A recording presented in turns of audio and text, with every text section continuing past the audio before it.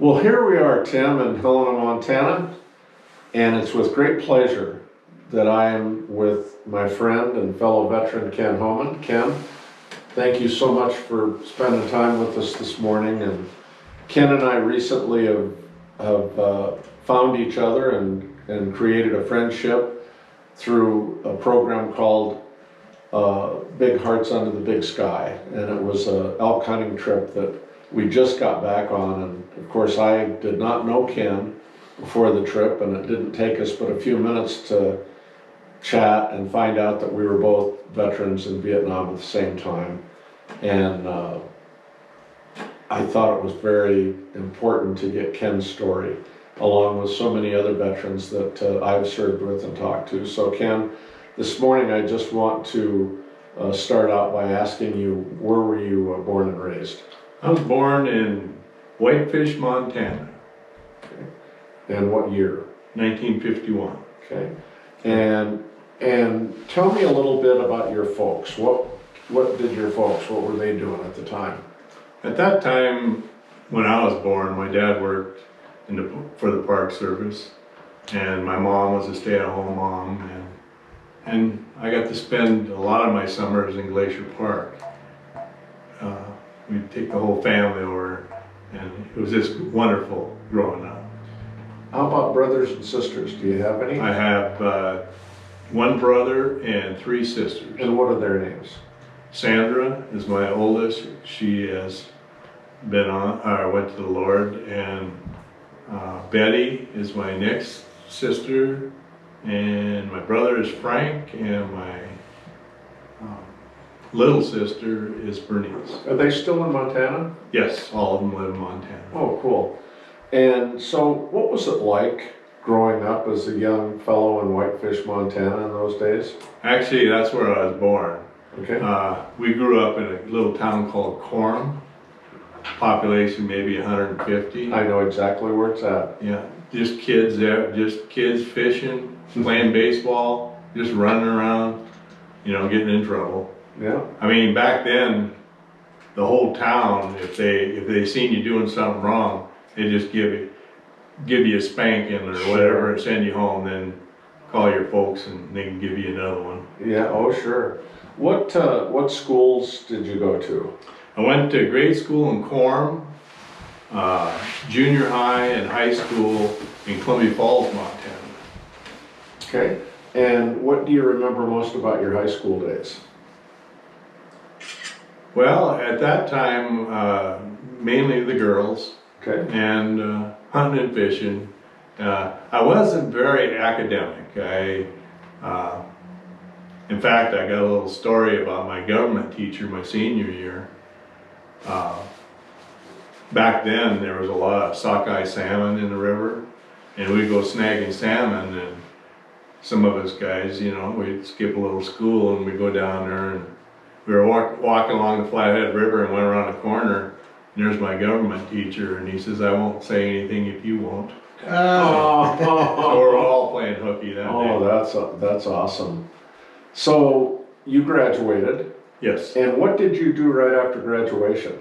I actually went into, I got a job at the aluminum plant in Columbia Falls. And then through the process of being drafted and stuff, I went into the military. Let's go back to the aluminum plant, because I'm curious. What did they do? I mean, it sounds obvious, an aluminum plant. Did they take raw material? And yes. I mean, just explain a little bit about what that. They would smelt. It was more of a smelter process. Okay. They would bring in bauxite from Australia and the power from Bonneville Power, and for some reason they decided to put the plant in Columbia Falls, and you know, it was viable. At one time there was over 600 people working there. Wow, that's phenomenal. And they'd make the raw product right down to the casting of the aluminum, and then ship it out on rail, and trucks. Did you ever think after graduation from high school that you'd go to college? I really didn't. I figured I would be working and I'd get drafted. So you knew about the draft. You were aware of what was going on. Were you aware of the Vietnam War? Oh yes. What did you know about it at that time? We pretty much watched it on TV every night around supper, or some of my older friends acquaintances would get drafted and go to the military. And we lost one of our good friends in Quorn there, Joey Benson. He was killed, and numerous friends were wounded and such. You know, I remember my own story. I went to high school with a couple of guys that were identical twins, and one of them joined the Marines day after graduation. I still to this day have no idea why he did it, and none of us knew. You know, we just knew that he'd went into the service, and next thing you know, the word got around that he got killed. And he had only been in Vietnam 2 weeks, and a sniper got him. And I'll tell you, and his identical brother was devastated. And but there was like a shock wave amongst those friends, those high school kids. But the way young people are, that lasted for about 2 weeks. And then, you know, we were back to business as usual. So I didn't know, myself, I didn't know a lot about what was going on in Vietnam. I was too busy trying to make money and chase girls, you know. So tell me what it was like the day that you got your letter, your draft letter. Well, actually, at that time, they were just experimenting with a lottery system, or they were going to go into a lottery system. And I think Montana, you know, percentage-wise, we had quite a few people drafted, a lot of men drafted. But I thought about, my dad was a vet, my dad was a World War II vet. I had a uncle that was killed in Korea, and I had an uncle that was a lifer in the Army that had done Korea and 3 tours of Vietnam. Oh man. So I thought about joining. Did you ever talk to him? That uncle, did you? Oh yes. I mean, did he ever tell you anything about Well, he'd share a little bit. him-hawed around the edges, kinda? Yeah, he told us a little bit, you know. He kept saying that he'd tell me someday. And well, when I got, my number came up, my draft notice, that's when he stepped in. He just retired from the military, and he kind of gave me a few pointers, you know. And Keep your head down? yeah, on your powder dry, you know. Yeah, he was very instrumental in my life. I would almost be willing to guess that he was very concerned. Yes, he wrote me letters all the time. I bet he was. Yeah. I can just imagine he would be very concerned about his nephew, and he knew what you were getting yourself involved with. So, what did your folks think when you told them you got drafted? Well, my dad, he was drafted, okay, in World War II. And it's kind of the culture back then was, my mom was really concerned. My dad was too. I mean, he hoped that I wouldn't be in the infantry, because that's what he was. Oh yeah. And you know, odds are, when you get drafted, I mean, sometimes people get into different deal, but 11 Bravos, pretty much where you're gonna go. So Ken, after you were drafted, where did you go for your induction physical, and then where did you raise your right hand and take the oath? It would have been in Butte, Montana. Okay, tell me just your memory of that. What was that like? Well, you know, they kind of run you through the physical part of it, and then you have the the induction ceremony, and you raise your right hand and swear to uphold the Constitution and protect the United States of America. Did you know at that time where you were going to take basic training? I did find out later on that day. Some guys were shipped off to different parts, but I went to Fort Lewis, Washington. Okay, so did they bus you out there or fly you out there? How did you get out there? We took a train. Oh, okay. Yeah. So give me your first impression of the very first day that you reached Fort Lewis, and what was it like going into basic training? Well, I never really had a lot of hair. I kind of wore my hair shorter at that time. But, you know, the first thing they did was to start yelling when they picked you. You got off the train, got in the bus, went to Fort Lewis, into the reception area, and then you just got yelled at for a few months. That's about it. Do you remember, was it kind of shocking to you?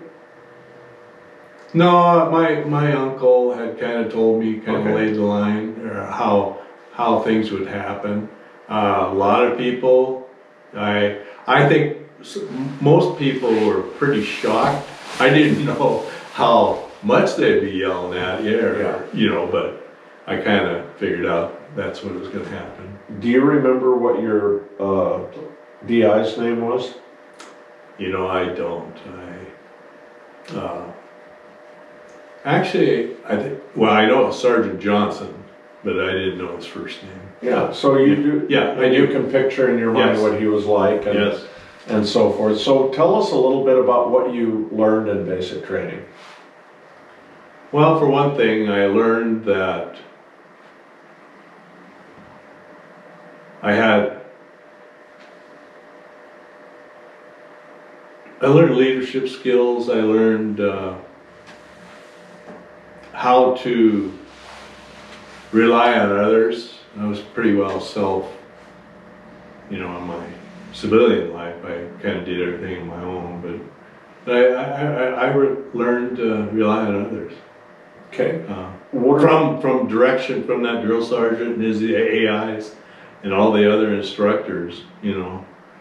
I actually paid attention, I think. So. What were some of the things that you learned about? I mean, tell us about the different areas of basic training that you remember. Oh, the range, marching, you know, putting your left foot first and getting yelled at. Road guard, you know. Oh yeah, you know, road guard post. I'd almost forgot about that one myself. Yeah. Were there some guys in there that didn't adapt very well and they just couldn't quite get it? Oh yeah. You know, like the guy that didn't know his right from his left. Yeah. I mean, there was a lot of guys, lot like that. But you know, through the process, the ones that most of the guys came in line. I mean, we always had somebody that, you know, would mess us up. Sure. But we kind of, as a team, we'd coach them, so we were, you know, having to do everything as a team, you know.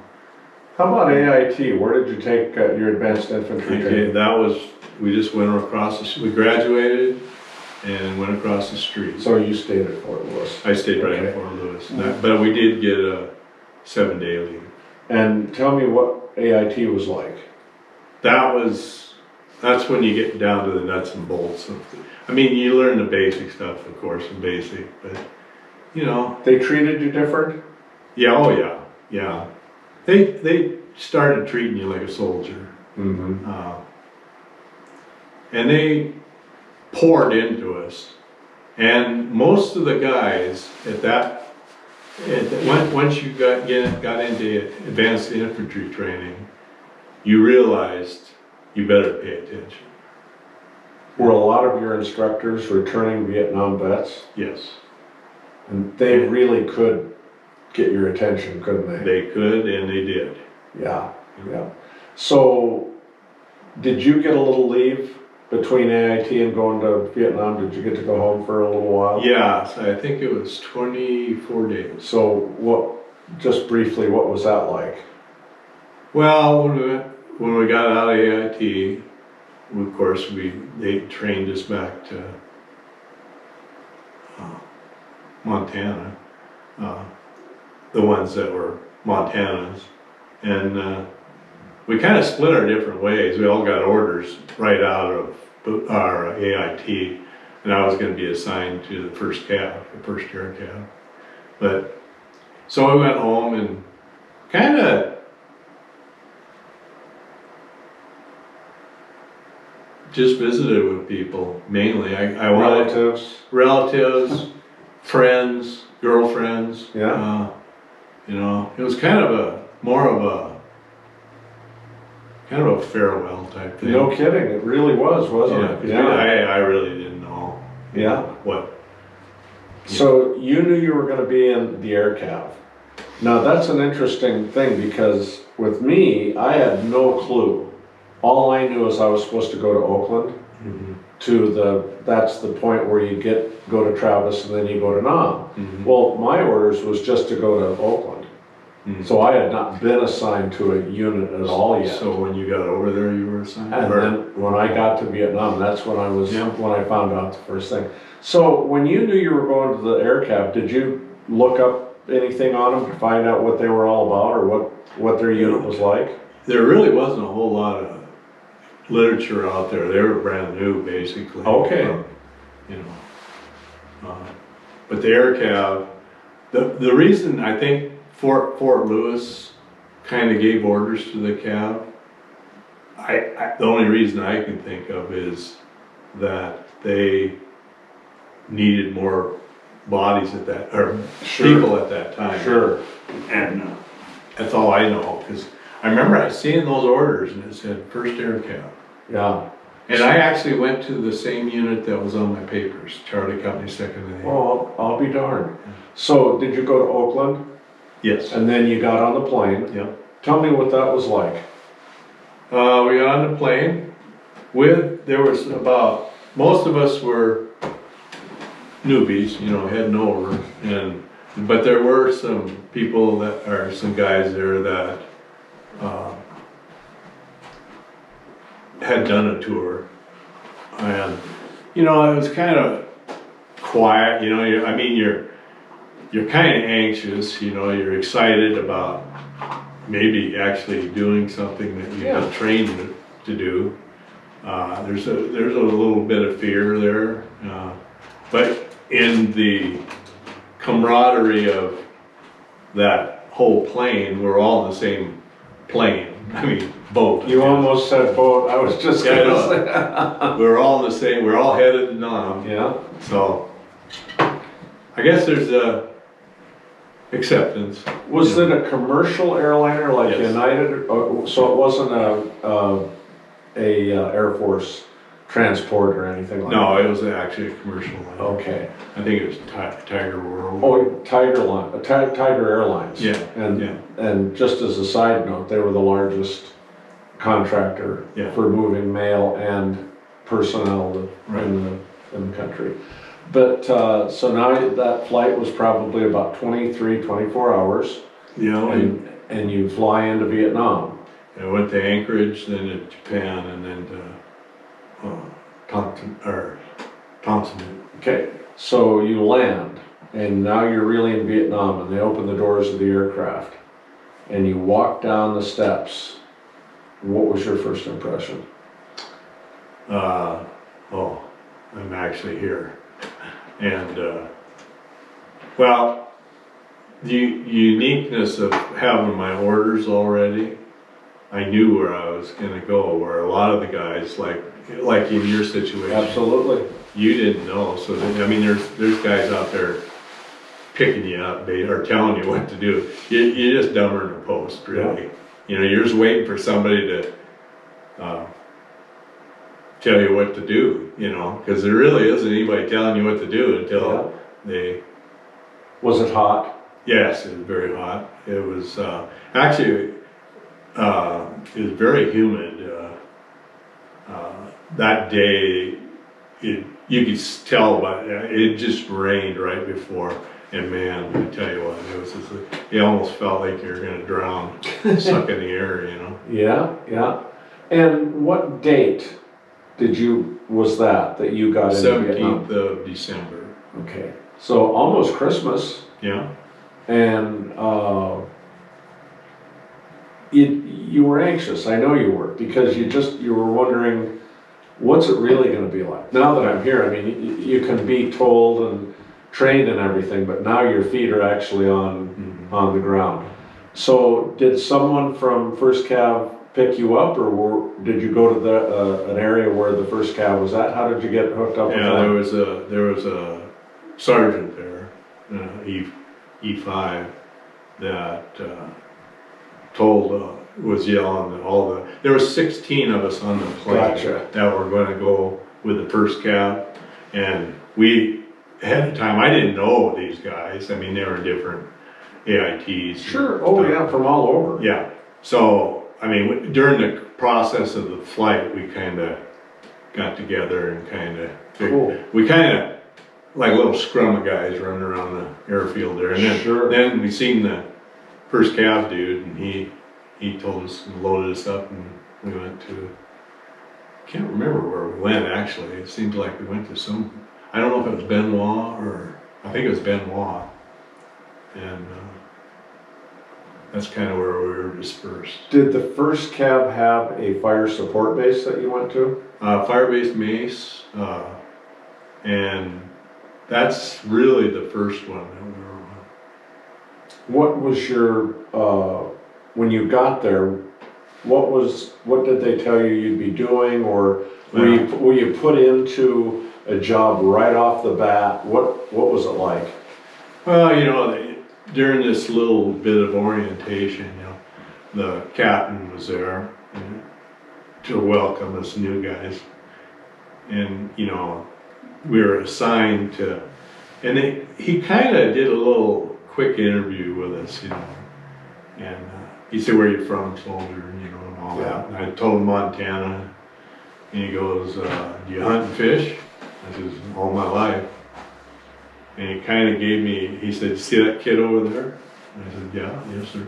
You know, that guy lives in Minneapolis, Minnesota, and he's never been out of the city. And he goes, "Will you feel better being a point man?" I knew this was coming. No, that's basically how I ended up in the points. I knew. He said, "Would you feel better with that guy leading the squad, or?" And I go, "Well, sir, you know, my pride kind of got under me, and I said, well, I think I'd just soon be a point man." And I don't recall in AIT them teaching us anything about being point men. Well, compass, you know. Oh yeah, but I mean, you know, what real point men are. Oh yeah, I mean, you know. Yeah, no. I mean, you heard the stories about, Yeah. you know, you're the first one, or you know, if they decide to hit the front, they'll take you. And yeah. Typically, what we do is point one day and then walk in the rear drag and the next day. But Yeah. they'll either hit you in the front or the rear, or you know, try to get the middle of the group, you know, and separate, you know. So yeah, you learn a little bit. Did they put you with an experienced person? Yes. I didn't point right off. There was actually a guy named Joey Crowfoot and he was from Great Falls, Montana. Oh, he was a point man. He had 10 days left to go. So I just glued onto him like, I just tried to learn everything I could. And so do you remember your very first time when you guys were out in the field that you made contact? I was 3 days. Oh wow. 3 days. And were you out on a patrol, or what, in a village, or what were you doing? Actually, we'd set up, we were supposed to be working in the area just to see if they had some talk about some activity in there. So we went in there, we got it air cabbed in, and we checked out.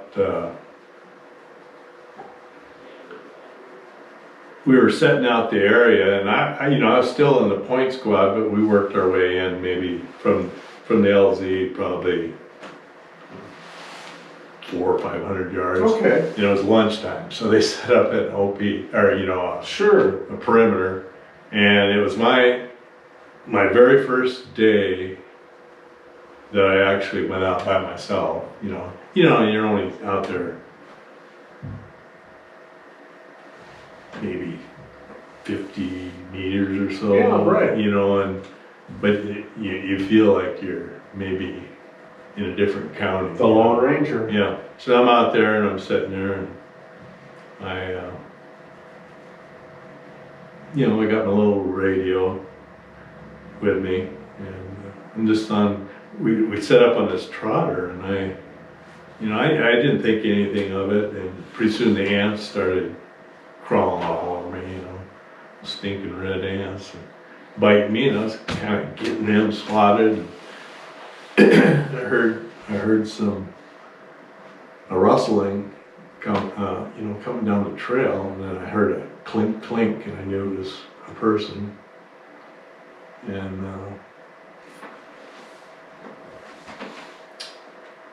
that was my very first contact. I had to, I got on the radio.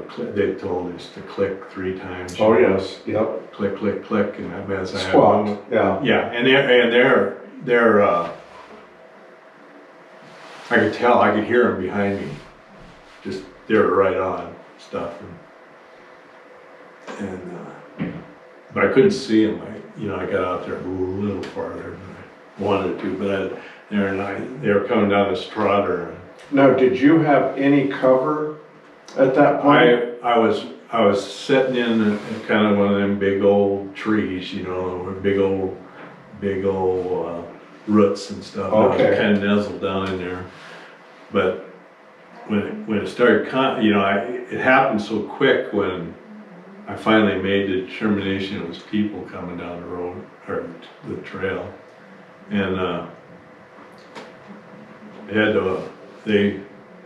the first guy through, he seen me, and I had to open up on him, and but I had to open up on quite a few guys there. So was it VC or NVA? It was VC. And so that a little unit, probably was it as big as a platoon, or was it just a squad, or? Well, later when we went and got the papers and stuff off them, they had just been coming home from their R&R. Oh, for heaven's sake! They'd been up somewhere up around in the Central Highlands. Oh, sure. And I meant to ask you, when on that day, where were you at in Vietnam? What part of Vietnam were you guys working? We were right pretty close to Cu Chi Okay. at that time, and we, it's kind of we never knew really where we were, but It's where they dumped you off. yeah, right. But we were kind of north of Cu Chi, probably 5 or 6 clicks. Yeah, there was a lot of VC there. Oh yeah. I mean, Yeah. and you didn't know it, and I didn't know it, but the tunnel system around there was hundreds, if not thousands, of them underneath us. Yeah. That we didn't even know. I mean, I don't know about you, but they never told me about. They had us going out looking for tunnels all the time, but as far as that they actually had people living, underground wasn't really. Well, it was just they were like ants underneath there. Yeah. Did you ever go on a tunnel? I stuck my head in there. I was a little bigger. Yeah, me too. I was lucky. Yeah. The smaller guys, Yeah. But I do recall thinking, I don't know how anybody could live. Yeah. It was always musty and damp. Just terrible. We did go into. We blew some tunnels one time, and we had some that caved in pretty good. We were we were able to look down in it and see the kind of Yeah. the maze. Yeah, it is amazing. Yeah, And so, welcome to Vietnam.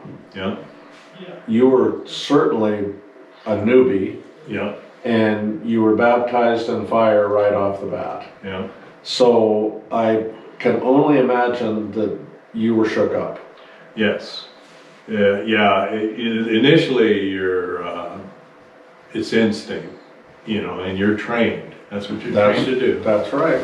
And it's instinct for self-preservation. And when he seen me, I had to open it. I got about 2 or 3 BC. Did they? But I had to get back. Did they return fire? The rear guy that he did open up and had me kind of pinned down just for a few minutes, but I spun around and I could hear my LT yelling at me, Homan, get in, So I just kind of started. Because they wanted to get in on some of the. Oh yeah, and they came up and just annihilated them, But, yeah, they didn't want you out there and yeah, in between them and yeah. So initially, that's what I did. Once I fired, I understood that I seen them spin and take off, try to get off. yeah. So I figured I had a little bit of time, and I got fired on, and then I hit the deck big time because I figured everything was going to open up behind me. Yeah. And they came right up. I mean, it was just like boom. What does it sound like when a bullet goes over your head? Well, you'll never forget it. Is it like a snap? Oh, well, air, it's going super, Yeah. So it does suck that air, Kind of, but yeah, that's what I remember too. Yeah. Distinct. I mean, when you're getting fired on. Yeah, that's for sure. So you went, that was done that day. You got back on the choppers and went back to the base. And then. No, we stayed out there we were out there for what, 12 days. Oh, you were on riff, then you were on riffs. Yes. You were out, okay. Yeah. We were, and what we ended up doing, and then in that process, that's when I really got integrated into because remember I told you Crowfoot was going to be home, heading out in 7 or 8 days. Yeah. But he stayed in the field until he headed out. Oh my gosh. Yeah, he was on a Freedom Bird, right from the field. Isn't that crazy? Pop smoke, and he was back. He was on the bird. That's crazy. Yeah. And so, first night ambush patrol. Very first one that you ever did. What was that like? That was, of course, nice rainy day, because it had to rain. Well, it rained every day, it seemed like. And we go out there, and one thing about the point squad is they kind of, if you survived, they kind of gave you a little bit of latitude. If you didn't necessarily. The only time I went out was that I was on 3 ambush things, other than what the first squad would have to do. Okay. But they kind of let us point guys, especially if we could keep them safe. They kind of. It's like a medic, your point man was just like your medic. Oh yeah. Or when you got back to the base at Cook, he was king, Oh yeah. So you get a good hot meal. But anyway, they kind of took care of us, point guys. We didn't pack as much ammo. We didn't pack ammo other than our own. Yeah. And you didn't have to carry M60 machine gun No. and that kind of stuff. no, and some of the boys, they were pack meals. Oh, I know. But the first night ambush that I was on, we didn't have any action. Thank goodness, because I really didn't know, what to do. We set up claymores, made sure they're pointing the right way.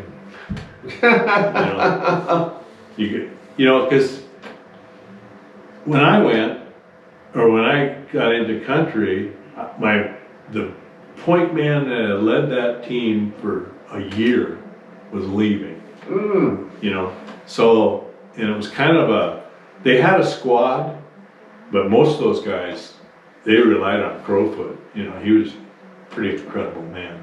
Probably could see in the dark. Yeah, well, he had good night vision and stuff. But I'll just say, you know, I did not like those night ambushes just because there's too many variables, you know. That's a great way of putting it. Yeah. Did everybody take a turn and then you pass the watch? Yeah. And then hope I don't know. I think you hope nobody went to sleep on yeah.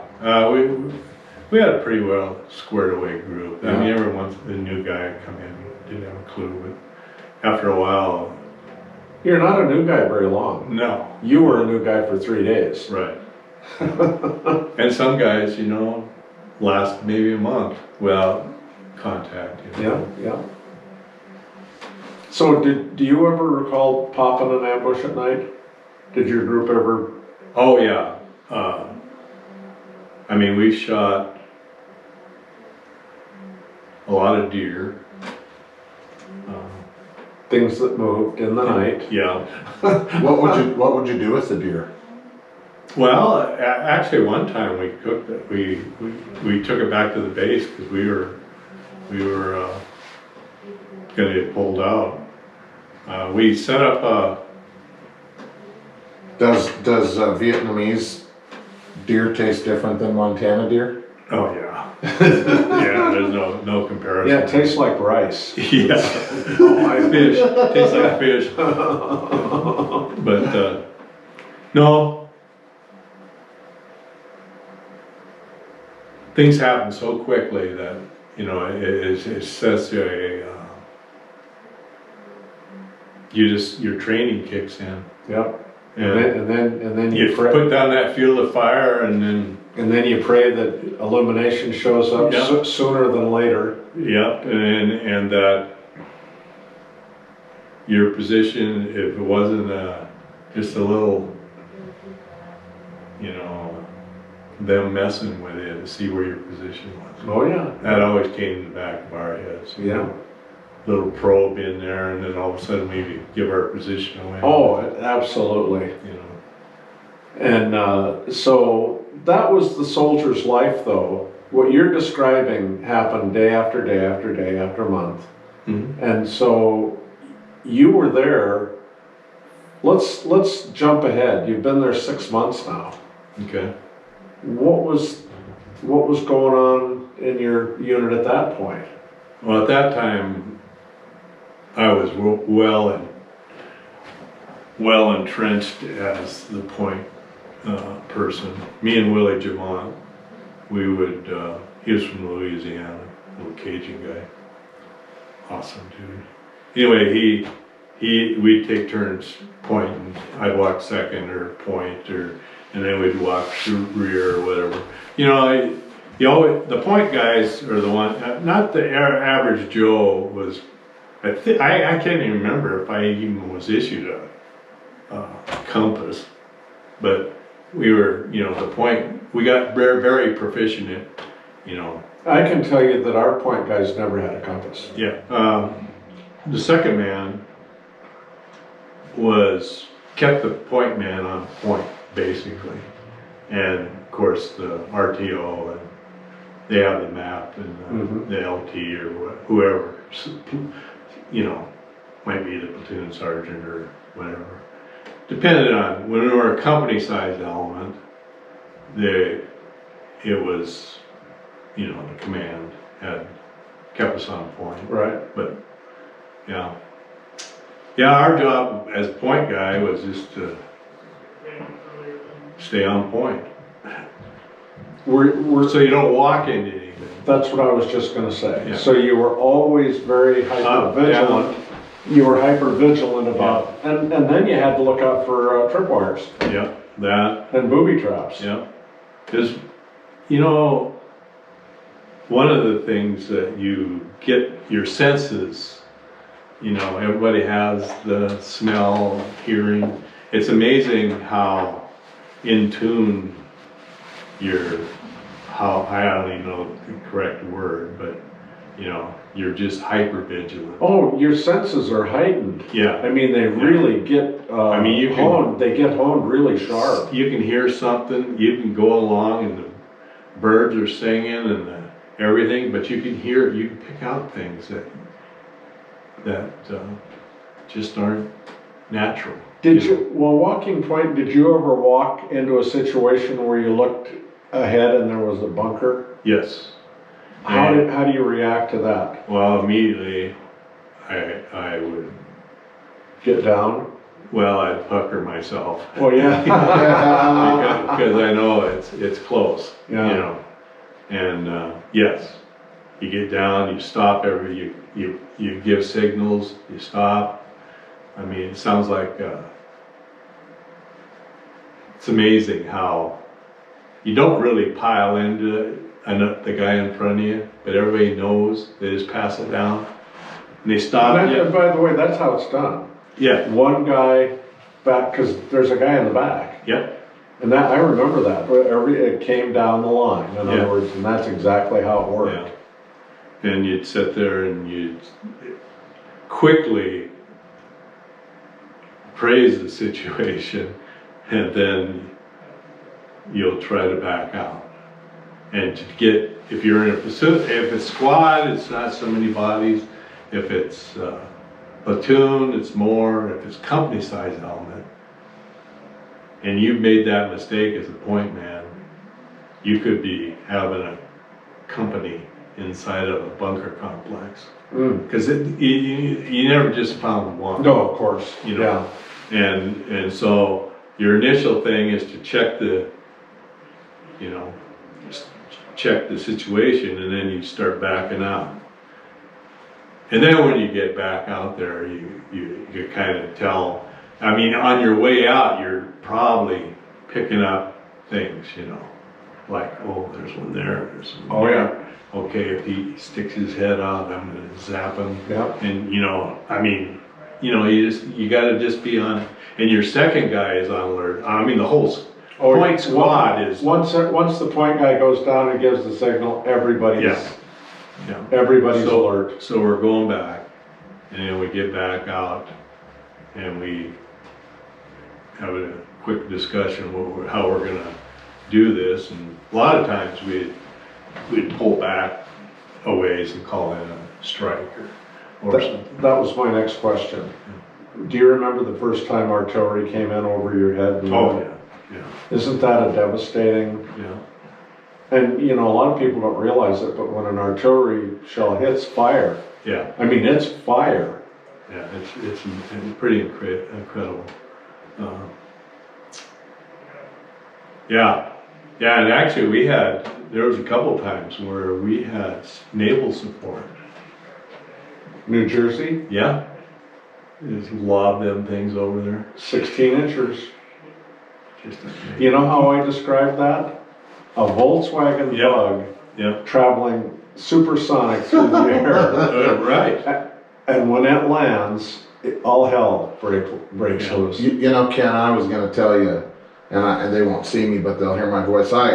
I've never served, but something really triggered in me when we were on that elk hunt with John, my dad, and you guys were walking up in front of us. I think you were behind Dad, and I was in front of him and with Jeff, and Jeff did a finger motion. Oh yeah. And I did the finger motion, and you guys instantly, and I said, man, that's surreal, because my adrenaline was flowing. I said, we were in the hunt, but that doesn't equate to being in a war. You know, that has it's no, kind of similar when You you know, when the guy in front of you. because we all stopped and were pursuing, and you know, I mean, the elk's life was at stake, but over there, lives were at stake. Yeah. And I think, you know, hearing how, you know, the point man's role is very significant. Mm-hmm. And to hear some of that. Anyway, I just thought that when you were talking about some of that, I'd interject that. But you had the New Jersey help. Oh, Yeah. That's amazing. We called him in, and it was just. It's just, I mean, you hear the boom, just, I mean, very faint.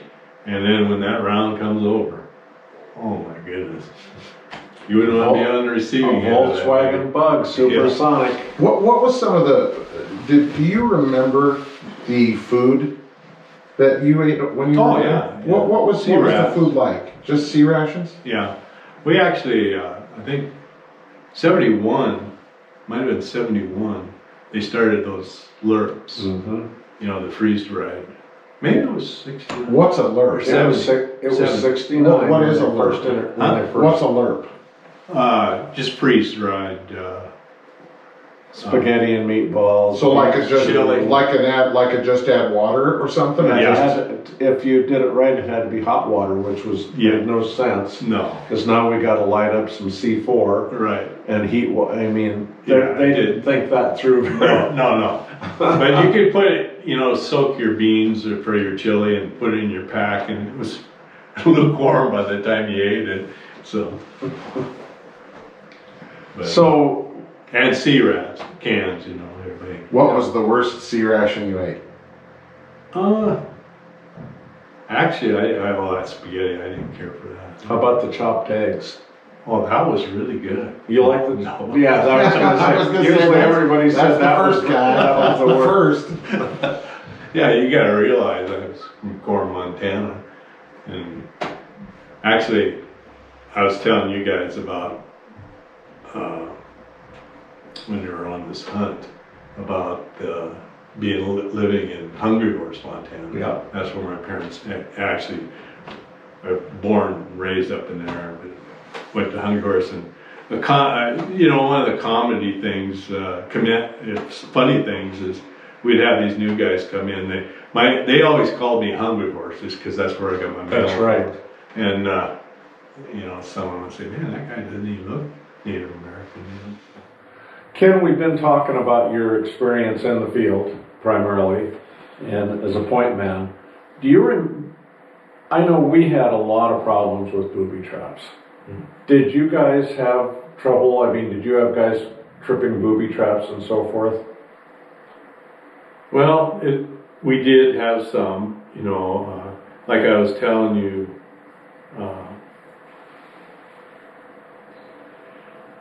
part of the point squad, I mean, it just wasn't that I was the only point man, but I was pretty much, once I got the squad, I was the point. The tip of the spear. Right.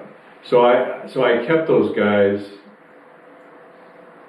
to the best of my training, and what I learned from Sergeant Crowfoot, was that, you know, and I instilled that in my guys.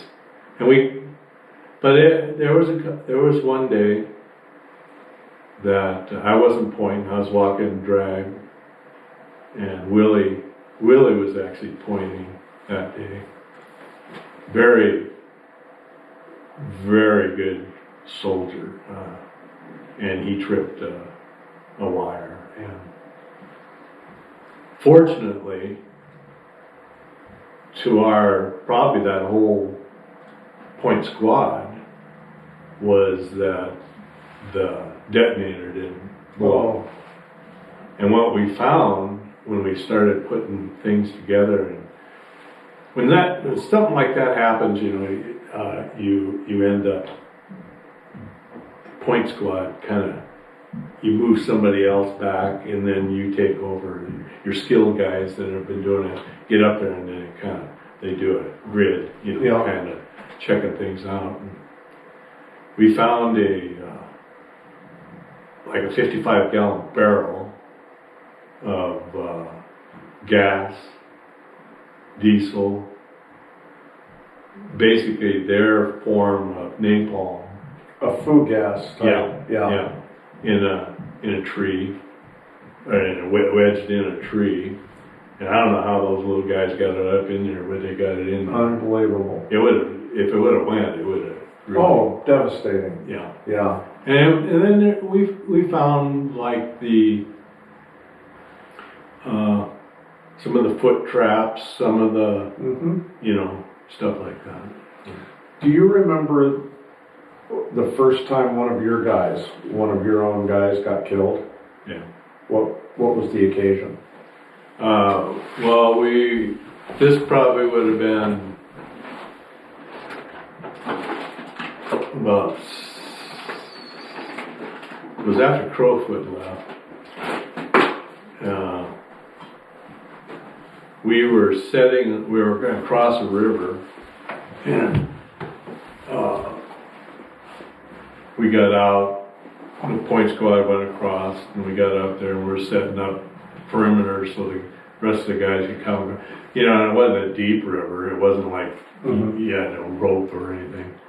But we got over there and we were setting up a perimeter, but we didn't have good intelligence.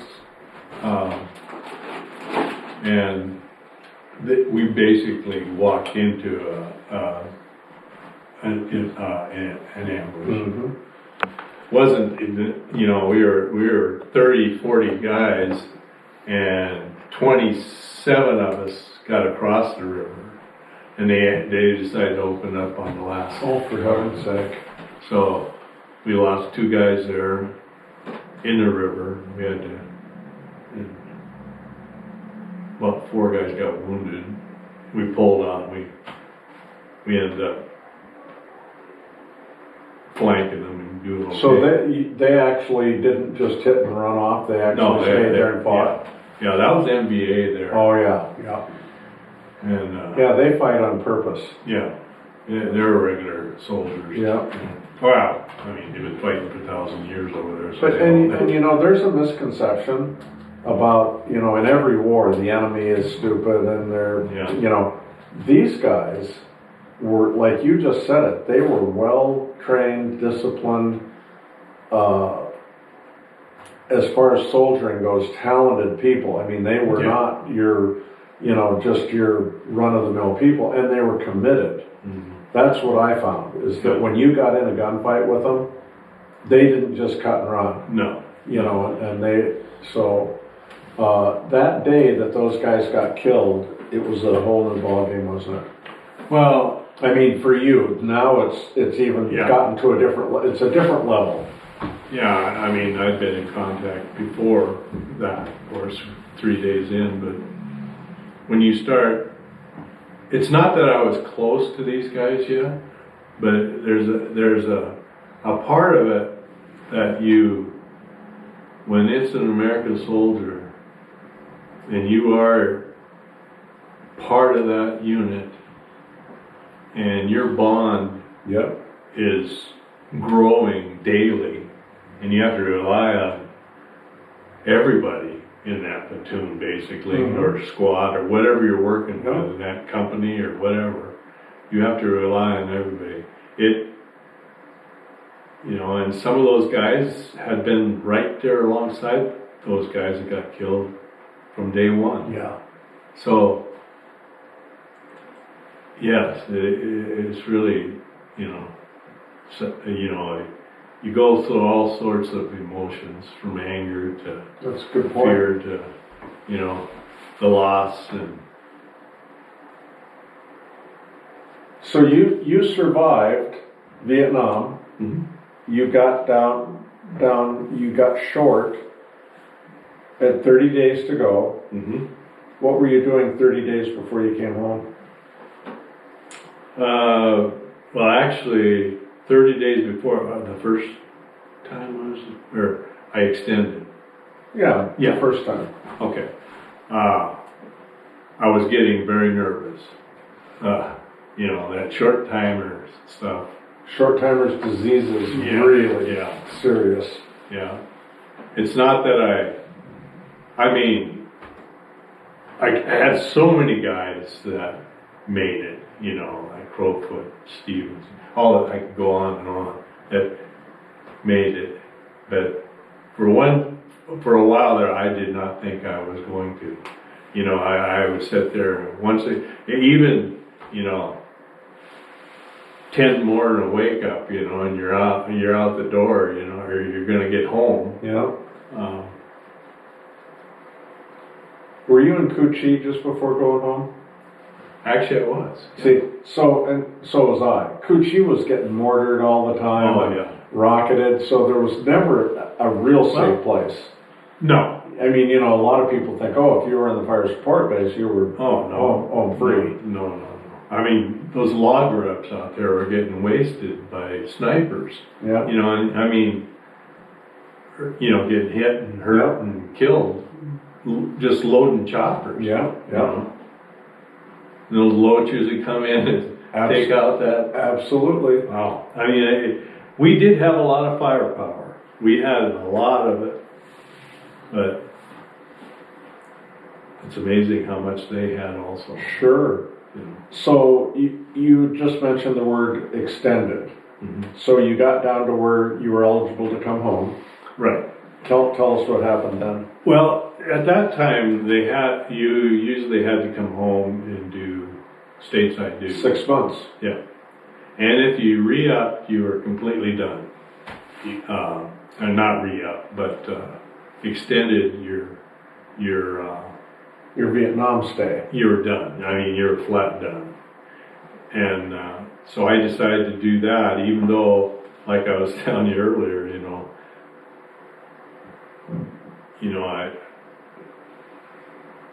a short timer is a short timer, you know. And I think I was at that time. I think I'm just living for the day, you know. I mean, okay, I'm gonna make another day. I'm gonna make another day. That's I'm gonna right. make another day. Okay, I made it another day. I might as well extend. Isn't that not the smartest move? But It's the Vietnam veteran mentality. Yeah. But I didn't want to have to come home and do stateside. Did you have to stay with the Cav and go back out in the field? Actually, I didn't go back out as a ground pounder, but I did ride choppers. Cool. I was a door gunner for about 3 of those months. I went home. I came home for a month. I had a month R&R or whatever, and leave, and then went back. Yeah, if they would have said, Kenny, we're going to let you extend and you're going to be walking point for the next 6 months, you probably would not have extended. I don't think I would. No Because way. I'd already reached that point where, I wanted to be like that Crowfoot, Sergeant Crowfoot. I wanted to make sure that, when I left out my unit, that's Charlie Company 2nd the 8th, that initial tour, there was somebody I instilled in other people, and everybody does that. Yeah. I mean, you can almost, I know you see movies, you see all this stuff, and you see, you can look at somebody and say, well, man, I don't know if that guy's going to make it, just because they didn't really pay attention. Absolutely. And You could almost spot it. I mean, Yeah. really. yeah, it's pretty sad, really. Yeah. You never know, because first cab after I extended and stuff, it kind of started working. They started in '71. They started kind of bringing down the troops. 70, 71. Yeah, that's right. Yeah. So when you got home, you're out of the Army. What was your goal when you got home? What were you going to do now that you were a civilian? I went right back to the lunar plant. Oh, you did? So your job was there? I had seniority and And then how long did you stay I there? stayed there 13 years. Okay. Then I got married, and I went on to culinary school because Who did you marry? Robin, my love of my life. Okay. And Yeah, did she she did. work at the plant? Actually, she did. Okay. She was a college student, and there was not supposed to be any kind of fraternity. Oh, no. So, but anyway, I was like a shift assistant superintendent or foreman, and we always got college kids, and we developed a relationship, and we got married. Cool. We had 2 kids. Oh, and the 2 kids, what are their names? Mackenzie, she is my daughter, and my son Ben. He was killed in 13 by a drunk driver. Mm. So, and he was 20, 29 at the time. Just getting going. Yeah, Yeah. he was a Marine. So And after the aluminum plant, what did you do? I went to culinary school, and then over the years, I owned the Stonehouse Restaurant in Reeves Alley. I worked for different businesses. When you go to culinary school, do you come out as a chef? Not necessarily. You come out as like a sous chef, Oh, okay. and then through the process of continuing your education, you become a chef. I mean, technically, if you want a professional chef, and then you work your way up into executive chef, and there's different layers. Yeah. But I did that I had my own restaurant for like 13 years, and then I ended up catering.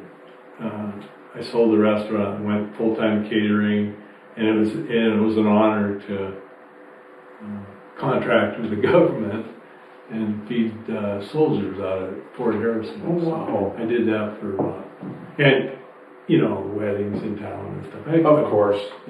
But The normal catering stuff. It was always an honor to feed those soldiers. Mm-hmm. So how many years did you continue to do that? 25. And then you retired. Then I retired. I meant to ask you, do you have any grandkids? Yes. And how many? I've got 2 granddaughters. One is Macy, and she is 19, and Colby is 12, and Mackenzie is having a baby in a few months. Oh, wow. And then I bet you're excited I had one about great that. grandson, Macy's, the oldest granddaughter, had a great grandson. So Wow. So his name's Ben. And so you're like me. You've got a great family and Yes. and lots of opportunity to love and be loved and Yes. and so forth. And as we're bringing this to a close, it's really quite a story for a young man from Montana. Goes to high school like everybody else, gets drafted, goes to Vietnam, experiences things that no young man from Montana should ever have to experience. Came home, made a decision to go back to work, was successful, got married, had children, suffered a horrible loss that nobody should ever have to suffer. And yet through it all, what would you say the one thing that sustained you through all of this was? Probably my faith.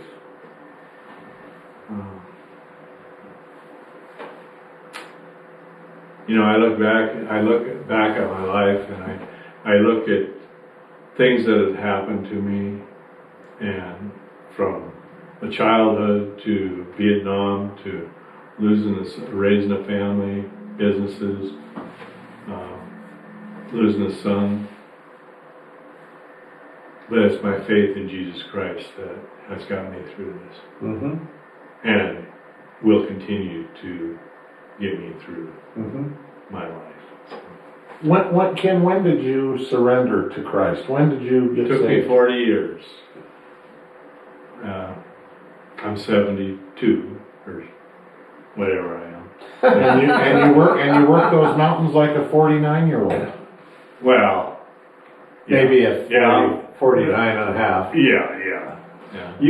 Ken, you amaze me. Well, You made him jealous. I've been very fortunate to have my health. That's, Yeah. whereas a lot of veterans,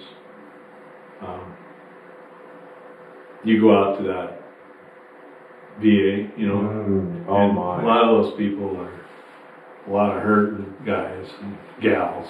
So I've been blessed that way. You feel like Vietnam set a course of leadership potential for your life? I know you Yeah. owned your business. You've had people that you were telling me about the teams you led in the catering and restaurant. I'm not sure anyone's thankful for having to go to Vietnam, but it certainly trained you and molded you to help you deal with situations. You feel like that was something you took away good from Vietnam? Yes, I think it kind of gave me a determination, I guess it is, to, like John was talking to those young Capitol High kids, putting that one step in front of each other. Just keep going, you know. And if I could do it all over again, I'm not saying I'd go back to Vietnam, but I think that was a kind of a learning curve there, and I think it kind of gave me the will to just keep going. Yeah. And I look back, like I was saying, my life, I've watched how God has steered. Yeah, you know what that's called? His plan. Yeah, there you go. Well, Ken, this has just been a treat for me personally. And as yours and my friendship grows from this day forward, I'm sure that we're going to share a lot more things about our lives. And of course, each one of our lives is different, but alike. You know, you and I share so many common things. And before we end the interview, I'm just wondering, is there anything that I haven't asked, we haven't talked about, that you would like your family, generations to come, to know before I wind this up? Well, I think the reality of it is,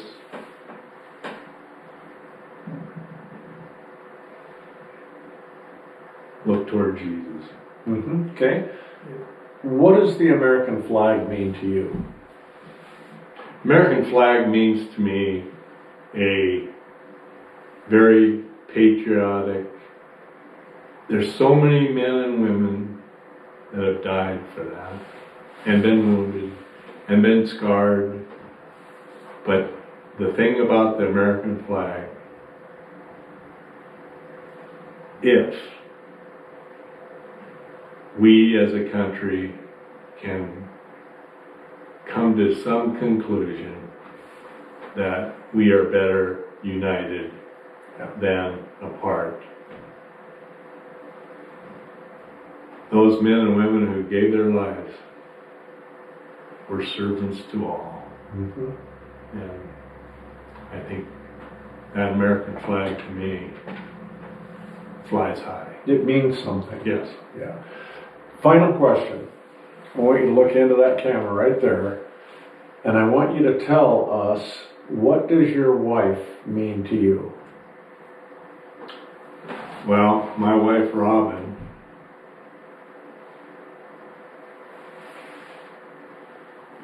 is the sweetest, kindest, understanding, loving person that I know. And I love I guess that says that. you. Yeah.